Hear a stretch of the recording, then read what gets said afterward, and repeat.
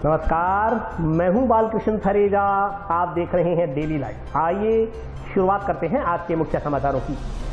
विभिन्न समस्याओं के समाधान की मांग को लेकर हनुमानगढ़ रेलवे वॉशिंग लाइन निर्माण समिति पदाधिकारियों ने स्टेशन अधीक्षक के माध्यम से रेल मंत्री को भेजा ज्ञापन। पेयजल कनेक्शन न दिए जाने से नाराज गांव करनीसर के ग्रामीणों का पेयजल विभाग के समक्ष चल रहा बेमियादी धरना बुधवार को कलेक्ट्रेट के समक्ष हुआ स्थानांतरित। पूर्व जल संसाधन मंत्री डॉक्टर राम प्रताप के अस्वस्थ होने संबंधी मैसेज सोशल मीडिया पर वायरल। डॉक्टर राम प्रताप ने इसे झूठा बताते हुए खुद को बताया fit and fine. Sriganganagar railway फाटक पर नवनिर्मित अंडरब्रिज को आवागमन के लिए खोलने की मांग को लेकर हनुमानगढ़ विकास मंच संस्था ने जिला कलेक्टर को सौंपा ज्ञापन। एसकेडी यूनिवर्सिटी में मनोचिकित्सा पर हुआ शिविर का आयोजन। मनोवैज्ञानिकों ने सिजोफ्रेनिया बीमारी बारे दी जानकारी। और अब समाचार विस्तार से। रेलवे की 4 सूत्री मांगों को लेकर हनुमानगढ़ रेलवे वॉशिंग लाइन निर्माण समिति पदाधिकारियों ने स्टेशन अधीक्षक के माध्यम से रेल मंत्री और डीआरएम को ज्ञापन प्रेषित किया। रेलवे स्टेशन से दोपहर 1:30 बजे रवाना होने वाली ट्रेन संख्या 04787 का समय बदलकर 2 बजे करने सहित 4 सूत्री मांगों को लेकर हनुमानगढ़ रेलवे वॉशिंग लाइन निर्माण समिति पदाधिकारियों ने रेल मंत्री और डीआरएम को ज्ञापन प्रेषित किया। यह मांग पत्र बुधवार को Hanumangarh junction railway station master के जरिए प्रेषित किया गया। ज्ञापन में कहा गया है कि ट्रेन संख्या 04787 हनुमानगढ़ जंक्शन रेलवे स्टेशन से दोपहर 1:30 बजे रवाना होती है। इस ट्रेन का समय 2 बजे किया जाना जरूरी है ताकि इस ट्रेन का मिलान गाड़ी संख्या 04702 लालगढ़ अबोर से हो सके। अब सही समय पर मिलान नहीं होने से हनुमानगढ़ श्रीगंगानगर ट्रेन यात्री भार कम मिलने के कारण ट्रेन खाली जाती है। गाड़ी संख्या 014727 तिलक ब्रिज श्रीगंगानगर में वर्तमान में कोई एसी कोच नहीं है। इस ट्रेन में 2 एयर कंडीशन कोच लगाए जाएं। इसके अलावा गाड़ी संख्या 014888 बाड़मेर ऋषिकेश एक्सप्रेस में सामान्य द्वितीय श्रेणी के 2 नए कोच और बढ़ाए जाएं, क्योंकि रेलवे स्टेशन पर निर्माणाधीन फुट ओवरब्रिज का निर्माण बहुत ही धीमी गति से चल रहा है। ये कार्य शीघ्र तय समय अनुसार हो ताकि हनुमानगढ़ रेलवे के राजस्व में वृद्धि हो सके। इस मौके पर समिति सचिव विशु शर्मा, गजानन शर्मा, राजीव मिश्रा, ओम प्रकाश सहित अन्य लोग उपस्थित रहे। इस दौरान ट्रेन से संबंधित विभिन्न समस्याओं के समाधान की मांग को लेकर राष्ट्रीय युवक परिषद द्वारा भी रेलवे स्टेशन अधीक्षक को ज्ञापन सौंपा गया। हनुमानगढ़ जंक्शन बुधवार को रेलवे स्टेशन पर श्री नगेंद्र प्रताप चौधरी जी को आज ज्ञापन दिया है और ज्ञापन में हनुमानगढ़ रेलवे से संबंधित जो विभिन्न समस्याएं हैं उसमें हमने इनको ज्ञापन दिया है डीआरएम साहब के साथ। तो ये बहुत ही समस्या गंभीर है कि हनुमानगढ़ जंक्शन रेलवे स्टेशन से जो 1:30 पर गंगानगर रेलवे गाड़ी जाती है, रेलगाड़ी जाती है, उसको यात्री भार बिल्कुल नहीं मिल रहा, खाली जाती है। और उसके पीछे पीछे गाड़ी आती है लालगढ़ अबोर जी। तो उस गाड़ी का जो है ना मिलान हनुमानगढ़ जंक्शन रेलवे स्टेशन पर किया जाए। गाड़ी संख्या जो 014722 है। दूसरी मांग ये है जी, हमारी जो तिलक ब्रिज रात को गाड़ी जाती है उसमें एक भी जनरल एसी कोच नहीं है। तो हम ये चाहते हैं डीआरएम साहब से, भाई उसमें इतनी अच्छी गाड़ी है, उसमें यात्री भार बहुत ज़्यादा है, तो उसमें 2 एसी कोच की व्यवस्था की जाए। हमारी तीसरी मांग है कि जो 014-888 ट्रेन है बाड़मेर ऋषिकेश, जो रात को 9 बजे लगभग हनुमानगढ़ से जाती है, इसमें इतनी भीड़ होती है और पहले कुछ दिन पहले हादसा भी हुआ था। हम ये चाहते हैं कि इसमें कम से कम 2 जनरल कोच चलें। और इसके बाद हमारी एक और नई मांग है कि जो रात को अवध आसाम आती है उसके अंदर भी कम से कम जर्नल की जो 4 सामान्य द्वितीय श्रेणी की जो कोच है उसको कम से कम 4 डब्बे बढ़ाए जाए। इतनी व्यस्त गाड़ी है वो और यात्री बड़े मुश्किल से नीचे बैठ के सफ़र करते हैं जनरल में, तो जिससे गरीब जनता का भला हो और रेलवे के हनुमानगढ़ के राजस्व में बढ़ोतरी हो। चौथी हमारी ये मांग है जी, जो हनुमानगढ़ रेलवे स्टेशन के अंदर फुट ओवर ब्रिज बन रहा है उसका काम बिल्कुल स्लो चल रहा है, कछुओं की चाल से भी चल रहा है, बड़ी धीमी गति से चल रहा है। हम ये चाहते हैं कि इसका काम बड़ी तेज़ी से हो, तय समय पर हो, जिसका भाई समय पर केंद्र सरकार सांसद महोदय के द्वारा लोकार्पण किया जा सके। आदि विभिन्न समस्याओं को लेकर हम आज हनुमानगढ़ जंक्शन रेलवे स्टेशन पर डीआरएम को ज्ञापन दिया है स्टेशन मास्टर के साथ। रेलवे विभाग को एक मांग दी है कि हनुमानगढ़ से गुड़गांव होते हुए दिल्ली जाती है तिलक ब्रिज एक्सप्रेस, और वो ट्रेन बहुत अच्छी है, उसका किराया भी कम है, लेकिन उसमें एसी कोच नहीं है। तो यही आज राष्ट्रीय युवक परिषद ने मांग उठाई है कि तिलक ब्रिज एक्सप्रेस में 2 कम से कम एसी कोच लगने चाहिए, जिससे जो जनता है हनुमानगढ़ की उसको सहूलियत हो और उसको लाभ मिले। आज हमारी राष्ट्रीय की तरफ से एक बहुत ही इम्पोर्टेंट 2 मांग रखी गई। हमने पहली मांग तो थी, जो तिलक ब्रिज जो ट्रेन आ रही है उसमें कोई एसी का डब्बा नहीं है, वो एरिया सब दूरों से भरा आता है। रास्ते में इतनी गर्म और ठंड एरिया बढ़ता है, जो उसमें लिख में दिया हमने। अगर 2 AC कोच लग जाएं तो रेल की आय बढ़ेगी और बिजनेस बढ़ेगा, इसलिए मांग उठाइए। दूसरा, एक ट्रेन चलती है यहाँ से, जो पहले 2:30 बजे चलती है, उसको 1:30 बजे कर दिया है। क्रॉसिंग खत्म हो गए हैं, उसके लिए वापस हम 2:30 बजे किया जाए, और जो 2 ट्रेनें आती हैं उनका क्रॉसिंग हो जाए इसके अंदर। इसके लिए मेरे जितने पुलिस वाले मेरे साथ सुबह से लगे हैं, उनको मैं बहुत साधुवाद देता हूँ। और आज ही पता लगा है कि अवध आसाम में भी जनरल डब्बे नहीं है, 2 जो डब्बे जनरल तो उनको AC को बढ़ा दिया है। तो हम ये कोशिश करेंगे आने वाले समय के अंदर अवध आसाम में भी बड़े लेवल पे कोशिश करके 4 जनरल डब्बे लगाने की कोशिश करेंगे। पेयजल कनेक्शन न दिए जाने से नाराज गांव करनीसर के ग्रामीणों का पेयजल विभाग के समक्ष दिया जा रहा बेमियादी धरना बुधवार को दूसरे दिन कलेक्ट्रेट के सामने स्थानांतरित हो गया।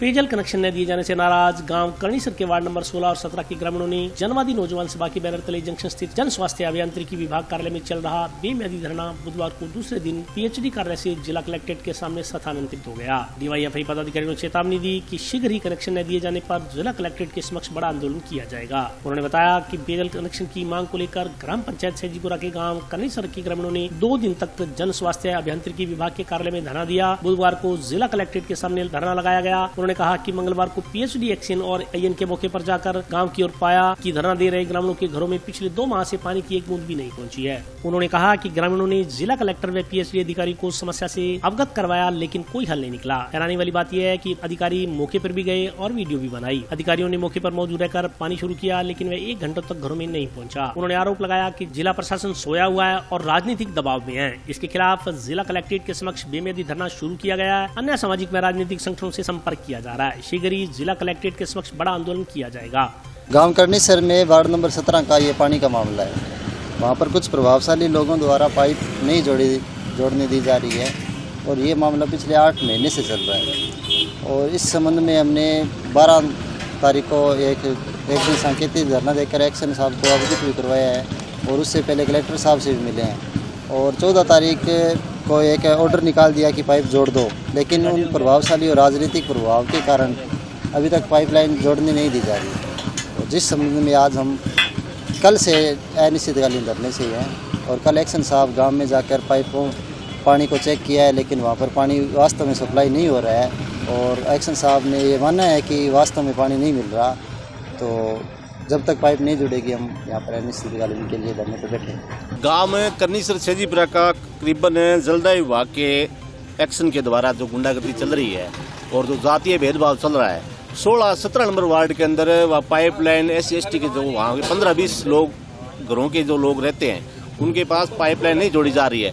लगातार यहाँ कलेक्टर साहब से मिल लिए, उसके बाद एक्शन साहब के पास 2 बार गुहार लगा दी, 12 तारीख का ज्ञापन दिया। उसके बाद हम लोग कल गए तो कल शाम को वहाँ का जो एक्शन है वो कह रहा है कि मेरे ऊपर राजनीति का दबाव है। यहाँ का जो स्थानीय विधायक है उसके दबाव के अंदर आकर के लोग जो वहाँ के जो प्रभावशाली लोग हैं वो एक्शन को धमकियां दे रहे हैं कि हम आपको IPO करवा देंगे। इस कारण यहाँ का प्रशासन डरा हुआ है और वो कनेक्शन करने पर मजबूर नहीं है। और कल शाम को वहाँ का जो एक्शन है वो मौका देखने के लिए गया कि वो बात सही है या गलत है। हालांकि एक्शन साहब खुद वहाँ पे गए और मौजूद व्यक्तियों को लेकर के वहाँ पानी की जांच की गई, बिल्कुल वहाँ पानी नहीं आया। इस मांग को लेकर के आज भारतीय जनवादी नौजवान सभा व तमाम ग्रामीण सैजीपुरा और करनीसर को लेकर के आज हम कलेक्टर साहब के लिए अनिश्चितकालीन धरने पर बैठे। हाँ, जब तक मांग पूरी नहीं हो तब तक हम लोग बैठेंगे।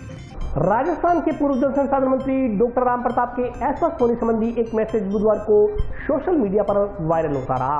इस संदर्भ में स्पष्टीकरण देते हुए डॉक्टर राम प्रताप ने कहा कि वे पूरी तरह स्वस्थ हैं और इस प्रकार की अफवाह किसी शरारती तत्व द्वारा फैलाई हो सकती है। राजस्थान के पूर्व जल संसाधन मंत्री डॉक्टर राम प्रताप के अस्वस्थ होने संबंधी एक मैसेज बुधवार को व्हाट्सएप ग्रुपों में वायरल होता रहा। वायरल मैसेज में डॉक्टर राम प्रताप को हार्ट अटैक की शिकायत होने पर श्रीगंगानगर के एक निजी अस्पताल में भर्ती करवाई जाने की बात कही गई है, लेकिन पड़ताल करने पर यह मैसेज फर्जी निकला। समय पूर्व मंत्री डॉक्टर राम प्रताप ने इस फर्जी मैसेज का खंडन किया। पूर्व मंत्री डॉक्टर राम प्रताप ने अपने निवास पर मीडिया से बातचीत करते करते हुए कहा कि उन्हें कोई तकलीफ नहीं हुई और न ही उन्हें कोई तकलीफ है। हालांकि वे श्रीगंगानगर के वेदांता अस्पताल में गए जरूर थे। वेदांता अस्पताल के मालिक उनके दोस्त हैं। उन्होंने कहा कि हो सकता है कि किसी ने उन्हें अस्पताल में देखा हो, वहीं से बीमार होने की अफवाह उड़ा दी हो, लेकिन ऐसा कुछ नहीं है। वे पूरी तरह स्वस्थ हैं। भ्रामक मैसेज फैलाने वालों के खिलाफ मुकदमा दर्ज करवाने के सवाल के जवाब में पूर्व मंत्री डॉक्टर राम प्रताप ने मजाकिया लहजे में कहा कि बुजुर्गों का कहना है कि अगर कोई व्यक्ति इस तरह की अफवाह फैलाता है तो जिसके बारे में अफवाह फैलाई जाती है उसकी उम्र बढ़ती है। शायद किसी ने उनकी उम्र बढ़ाने के लिए इस तरह का मजाक किया हो। अब जब आप खुद ही फर्जी मान रहे हो तो फिर फर्जी का क्या बताऊं मैं। एक्चुअली में मेरे कहीं कोई एक उंगली के भी दर्द नहीं हुआ, न कोई तकलीफ हुई।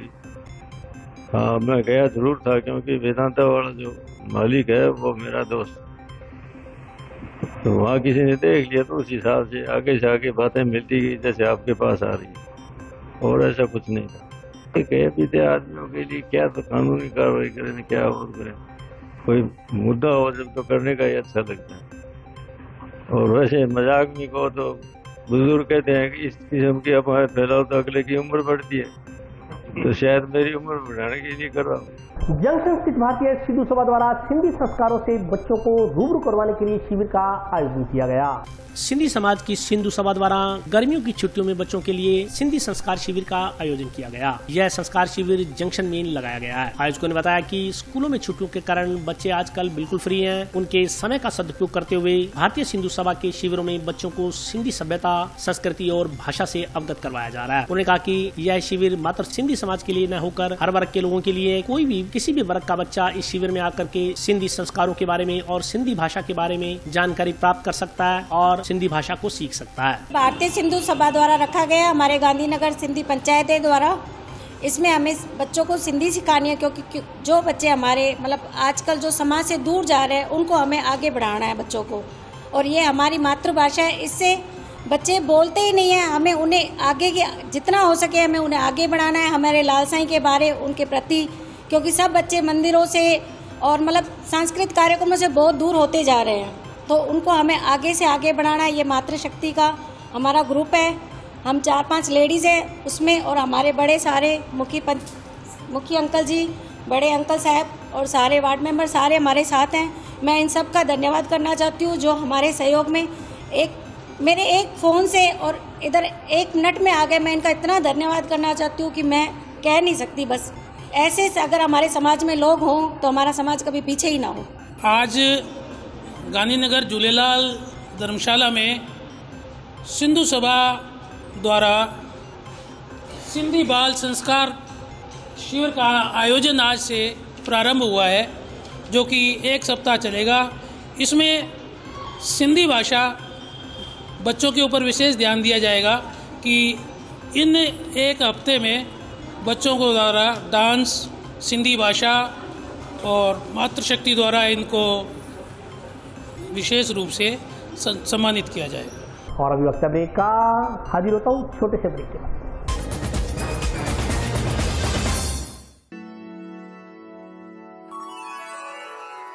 यूं तो कई बार मुझे हंसते देखा है, पर ये हंसी कुछ और है। ये गहना मुझ पर जचता है, पर ये महज एक गहना नहीं, ये रूपरेखा है मेरे मन की, हंसती खिलखिलाती लहरों की, जो आतुर थी अब तक मुझ पर सजने को।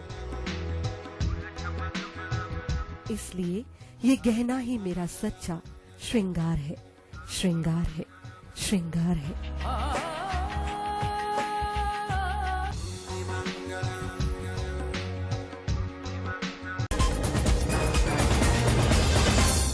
ब्रेक के बाद स्वागत है। आइए नजर डालते हैं अगले समाचारों पर। हनुमानगढ़ विकासमंच संस्था ने जंक्शन स्थित श्रीगंगानगर रेलवे फाटक पर नवनिर्मित अंडरब्रिज को आवागमन के लिए खोलने की मांग को लेकर जिला कलेक्टर को ज्ञापन सौंपा।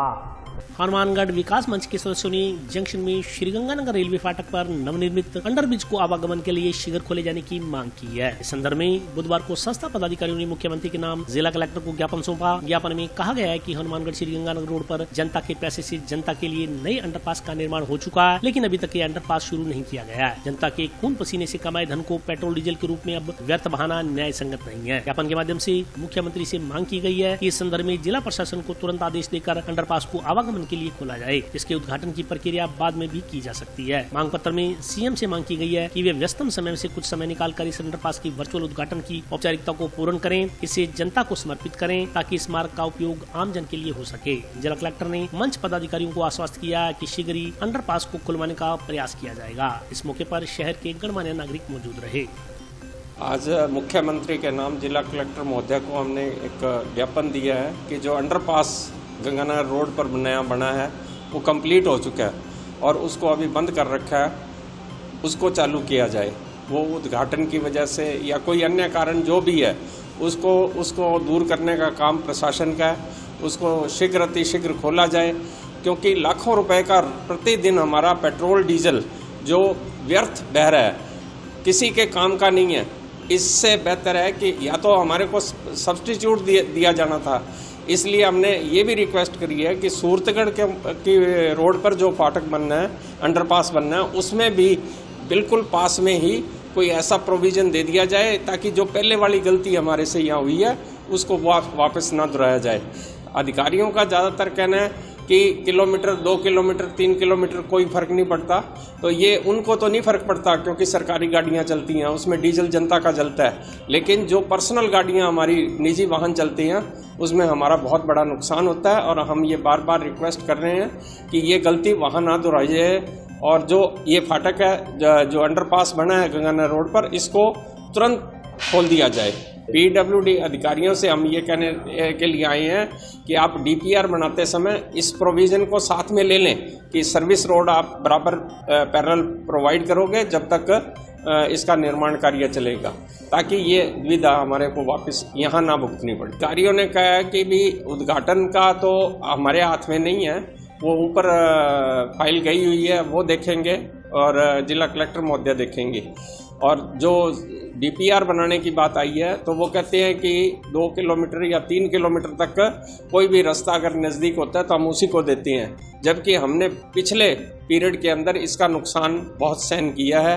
और अब ये सूरतगढ़ फाटक पर ऐसा नुकसान ना हो, हमने कलेक्टर महोदय को भी कहा, उन्होंने कहा भी इसका हम कोई ना कोई हल जरूर निकालेंगे। हनुमानगढ़ जंक्शन रेलवे स्टेशन पर बुधवार को रेलवे विभाग की ओर से स्काउट गाइड के माध्यम से जल बचाओ विषय पर नुक्कड़ नाटक का आयोजन किया गया। जंक्शन रेलवे स्टेशन पर बुधवार को रेलवे विभाग की ओर से स्काउट गाइड के माध्यम से जल बचाओ विषय पर नुक्कड़ नाटक का आयोजन किया गया। इसके माध्यम से यात्रियों और रेल कर्मचारियों को जल बचाओ का संदेश दिया गया। इस मौके पर स्टेशन मास्टर नागेंद्र प्रताप सिंह, वाणिज्य निरीक्षक विजय कुमार, मुख्य स्वास्थ्य निरीक्षक नरेंद्र कुमार मीणा आदि मौजूद रहे। मुख्य स्वास्थ्य निरीक्षक नरेंद्र कुमार मीणा ने बताया कि प्रधानमंत्री नरेंद्र मोदी की ओर से संपूर्ण देश के लिए मिशन लाइफ का एक विजन दिया गया है। इसके अंतर्गत पीएम ने आह्वान किया है कि पर्यावरण के अनुकूल अपनी जीवन शैली बनाएं। जैसा कि विदित है कि आज विश्व की आधी आबादी जल संकट से जूझ रही है। हम अभी सचेत नहीं होंगे तो फिर देर हो जाएगी। आज हमारे कई शहर डार्क जोन में चले गए हैं। भूमिगत जल तेजी से खत्म हो रहा है, इसलिए हमें अभी से पानी की बूंद बूंद का संचय करना होगा। इसके लिए कुछ छोटी छोटी आदतें हैं जिनके जरिए पानी का संचय किया जा सकता है। घरों में लगे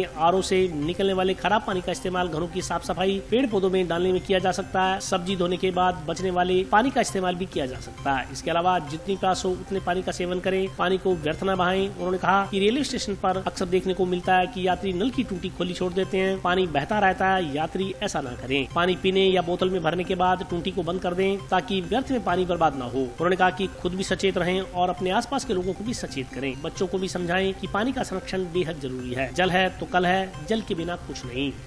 आज इस छोटे से नुक्कड़ नाटक के माध्यम से हम आप सभी यात्रियों से और रेल कर्मचारियों से अपील करना चाहते हैं कि पानी को हमेशा बचाएं। अगर कभी प्लेटफॉर्म पे भी अगर कभी पानी के नल अगर कोई खुला रह जाता है तो उसे तुरंत बंद कर दें।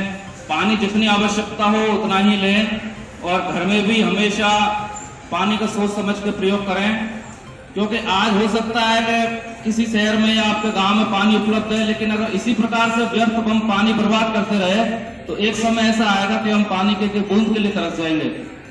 तो हमको अपनी हर चीज पर्यावरण के लिए सोच समझ के करनी है। जो भी हमारा जीवन शैली है उसको पर्यावरण के अनुकूल करें और हमेशा पेड़ पौधे लगाएं जितना हो सके। आज स्काउट गार्ड के सहयोग से एक नुक्कड़ नाटक का आयोजन किया गया और जिसके माध्यम से पानी बचाओ का एक संदेश दिया गया रेल यात्रियों और हमारे रेल कर्मचारियों को।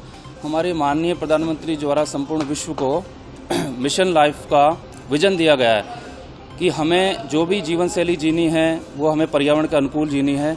आज विश्व की लगभग आधी आबादी भीषण जल संकट से जूझ रही है और हम पानी के प्रति अब भी सचेत नहीं रहे। हमारे कई शहर डार्क जोन में चले गए हैं जिनमें भूमिगत जल स्तर तेजी से खत्म होता जा रहा है। अगर यही स्थिति रही तो हम आने वाली पीढ़ियों के लिए पानी की कैसे व्यवस्था करेंगे। हमको पानी के प्रति बहुत ही सजग रहना होगा। वर्तमान समय जो परिस्थितियां देखते हुए हम जो देख रहे हैं कि टेम्परेचर इतना बढ़ रहा है, इससे भी पानी धीरे धीरे खत्म होता जा रहा है धरती में।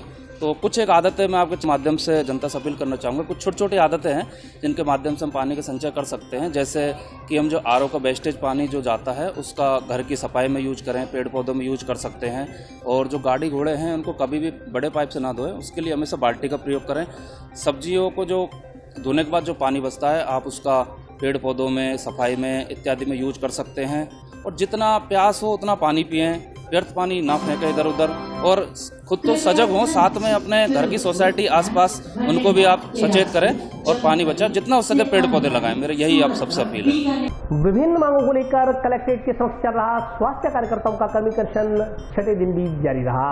नारी शक्ति जिंदाबाद, एनएमएलएचवी जिंदाबाद, एनएमएलएचवी जिंदाबाद, ग्रेड पे 3600 ग्रेड पे 3600 पदोन्नति, पदनाम परिवर्तन और ग्रेड पे में बढ़ोतरी की मांग कर रही एलएचवी और एएनएम का बेमियादी धरना बुधवार को 24वें दिन और कर्मी अनशन छठे दिन भी जारी रहा। एलएचवी एएनएम संघ ऑफ राजस्थान के बैनर तले जिला कलेक्ट्रेट के समक्ष चल रहे धरने पर बुधवार को भी संगठन की 4 सदस्यें कर्मी अनशन पर बैठी। संगठन सदस्यों ने सुनवाई न होने के विरोध स्वरूप बुधवार को सांकेतिक रूप से सब्जी का ठेला चलाकर विरोध दर्ज करवाया। संघ पदाधिकारियों ने कहा कि 24 दिन से एलएचवी और एएनएम का आंदोलन जारी है, लेकिन अभी तक राज्य सरकार की ओर से उनकी मांगों की सुनवाई नहीं की गई है। इसके विरोध में एएनएम और एएलएचवी ने बुधवार को सब्जी बेची क्योंकि उन्हें भी अपना परिवार का गुजर बसर करना है। सरकार ने वार्ता के लिए बुलाया। अगर वार्ता सकारात्मक रही तो आंदोलन समाप्त किया जाएगा, अन्यथा आंदोलन को और ज्यादा तेज किया जाएगा। उन्होंने कहा कि मुख्यमंत्री ने नारी को घर का मुखिया बनाया है, इस नाते सरकार से उम्मीद है कि एएनएम की 3600 ग्रेड पे पदोन्नति, पदनाम परिवर्तन, जॉब चार्ट तय करने आदि मांगे मान ली जाएंगी। अगर सरकार ने उनकी मांगे मानी तो पुनः कांग्रेस की सरकार लाने में सहयोग दिया जाएगा। जो सरकार उन्हें कुछ भी देगी वे भी उसी का साथ देंगे। उन्होंने कहा कि एएनएम पिछले 24 दिनों से हड़ताल पर धरना दे रही हैं। अपना घर सुचारू रूप से चलाने के लिए बुधवार को सब्जियां बेची गई ताकि वे भी आत्मनिर्भर हो जाएं, क्योंकि उनके पुराने कार्य को सरकार सम्मान नहीं दे रही, नहीं उन्हें पदोन्नति का लाभ दिया जा रहा है। इस मौके पर कौशल्या शर्मा, रूपा पारीक, रानी, बलजीत कौर, लखविंदर कौर, रणजीत कौर, इंदिरा, निर्मला, राजविंदर कौर, पार्वती देवी, गुरमीत कौर, सरोज आदि मौजूद रहीं।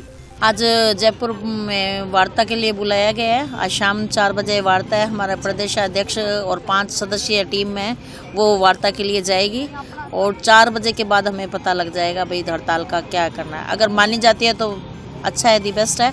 अगर नहीं मानी जाती तो हम हमारे आंदोलन को उग्र करेंगे। आज हमारी हड़ताल का 24वां दिन है, पर हमारी मांगों पे अभी भी कोई गौर नहीं किया गया है। खुशी की थोड़ी सी बात ये लग रहा है कि आज कुछ हो जाएगा, क्योंकि हमें वार्ता के लिए बुलाया गया है।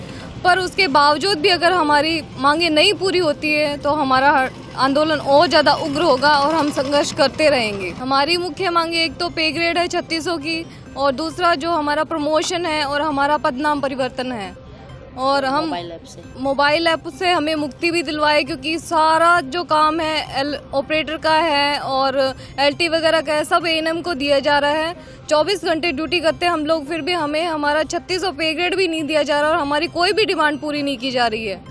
एसकेडी यूनिवर्सिटी में मनोचिकित्सा पर शिविर का आयोजन किया गया। शिविर में इलाके के कई मनोचिकित्सकों ने भाग लिया।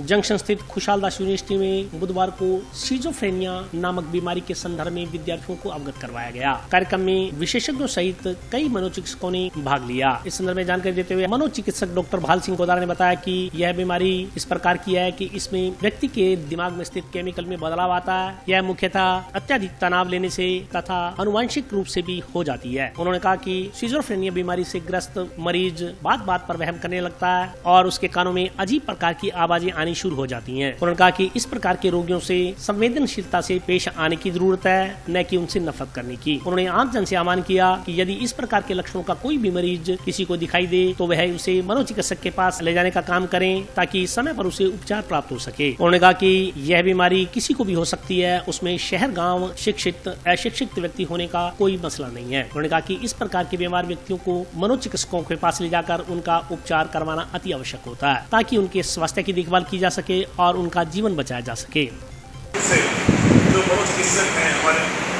उनके माध्यम से आपने जाना समझा, आपने विजुअल्स के माध्यम से भी इस बात को समझा और मैं ये समझ रहा हूँ कि इस परिसर में जितने लोग हैं यहाँ पर उपस्थित उसमें से कितने स्किज़ोफ्रेनिक है कहना मुश्किल है।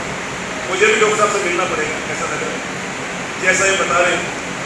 तो इसको बहुत ही गंभीरता से लेने की जरूरत है कि हमारे परिवार में, आसपास में, हमारे परिवेश में स्किज़ोफ्रेनिया 15 साल की उम्र के बाद शुरू होता है। मोस्टली 15 साल की उम्र के बाद शुरू होकर 35-40 साल किसी को भी हो सकता है। ये प्रॉब्लम धीरे धीरे होती है। सबसे पहले जो भी स्किज़ोफ्रेनिया का पेशेंट होगा उसको सिंपल प्रॉब्लम होगी, जैसे सिर दर्द, बैक पेन, या वैसे जगह मेरा पेट टूट रहा है, मेरा मन नहीं लग रहा, बोलना कम कर देगा या वो किसी चीज़ में रुचि नहीं लेगा। लेकिन धीरे धीरे परिवार वाले सोचते हैं ऐसे कुछ हो गया होगा तो छोटी मोटी दवाई ला के छोड़ देते हैं। लेकिन 1-2-3 महीने के बाद ऐसा लगने लगता है कि वो अपने रोजमर्रा के काम भी कम करने लग जाता है। जैसे वो घर में ज़्यादा रहेगा, स्कूल कॉलेज जाना बंद कर देगा। अगर वो व्यापारी है तो काम करता है तो काम भी नहीं जाएगा, ध्यान कम लगाएगा, धीरे धीरे अपने आप में रहने लग जाएगा। अगर कोई स्त्री है तो घर के काम घर से नहीं करेगी, चाहे बांध देगी, चाहे कभी ज़्यादा भूल जाएगी, कोई चीज़ें ज़्यादा डाल देगी, कोई नमक ज़्यादा डाल देगी। ये सब चीज़ कॉमन सेंस का काम को देखने को मिलेंगे। इसके बाद जैसे इसका 4-5 महीना आता है, इसके अंदर मेन लक्षण आने लग जाते हैं, जैसे डर पैदा होने लग जाता है। उसको ऐसा लगता है कि वो मेरे बारे में बात कर रहा है, वो मेरे पीछे पड़ा हुआ है, वो मेरा दुश्मन है। घर वालों को भी कभी कभी कहेंगे आप लोग मेरी बात क्यों कर रहे हो, आप मेरे काम को यूज कर दिया, आप लोगों ने मेरे खाने में कुछ बिगाड़ किया है। तो ऐसे सिंपल कॉमन चीजें आने लगेंगी। घर परिवार वालों को बहुत समझ के साथ देखना चाहिए, समझना चाहिए। अगर ऐसे लक्षण आते हैं तो उसको तुरंत डॉक्टर के पास जाए। इसके आगे जब बीमारी और बढ़ने लग जाती है उसको डिल्यूजन और हेलुसिनेशन, जैसे मैंने बताया कि अभी दिखाई देने लग जाता है, इसके बारे में उन्होंने बहुत अच्छे से बताया था। यहाँ आज हमारा प्रशिक्षण का 10वां दिवस है।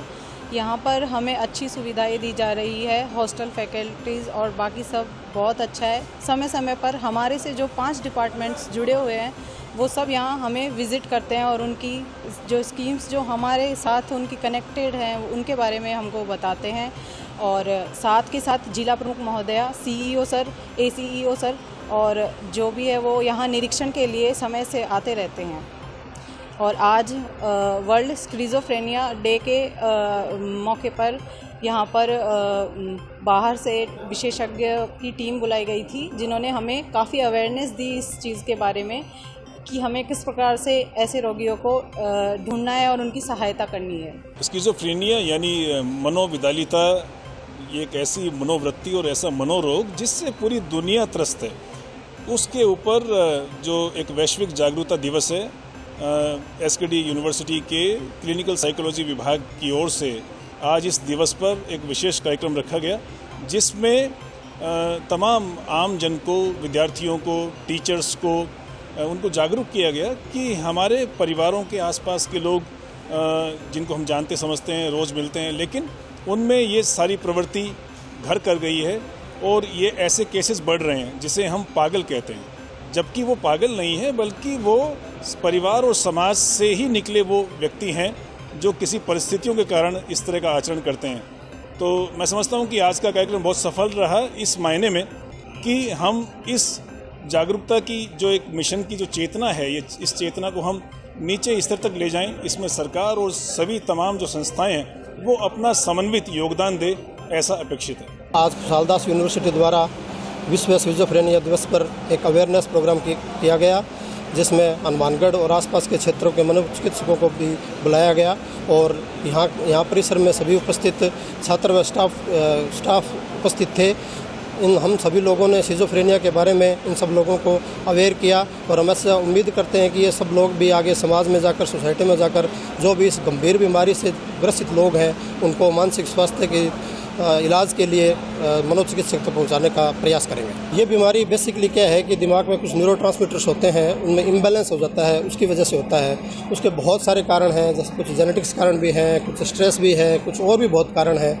उस न्यूरोट्रांसमीटर के इम्बैलेंस होने की वजह से ये बीमारी होती है और इसमें जैसे कि आज यहाँ बताया गया कि कुछ कानों में आवाज़ें आती है, मरीज़ को शक होता है, वहम होता है और वो जो दूसरा जो परिवार का सदस्य होता है वो इस बात को समझ नहीं पाता है क्योंकि वो चीज़ सिर्फ उस रोगी को ही दिखती है या सुनती है, इसलिए इस बीमारी को पहचानने में बहुत ज़्यादा दिक्कत होती है। इस तरह के पेशेंट्स को मैं यही कहना चाहूँगा कि उनको इस बात को यह ना समझे कि वो नाटक कर रहे हैं या जानबूझ कर रहे हैं, क्योंकि मरीज़ को पता नहीं रहता है कि उसको ये बीमारी है। यही इस बीमारी की परिभाषा है, यही साइकोसिस की परिभाषा है कि मरीज़ को खुद को ये पता नहीं रहता है कि वो बीमार है, लेकिन वो जो लक्षण बताता है उस लक्षणों को परिवार वालों को उसके बारे में समझना चाहिए, सोचना चाहिए और उसके लिए जितना जल्दी हो सके उतना जल्दी मनोचिकित्सक से संपर्क करना चाहिए ताकि समय पर इस बीमारी का निदान किया जा सके और इलाज किया जा सके। इस बीमारी का यूनिवर्सल इंसिडेंस यानी इस बीमारी का जो होती है ये बीमारी, ये चाहे रूरल हो, चाहे अर्बन हो, चाहे एम्प्लॉयड हो, चाहे अनएम्प्लॉयड हो, चाहे मेल हो, चाहे फीमेल हो, चाहे वो गाँव हो, चाहे शहर हो, चाहे कोई भी देश हो,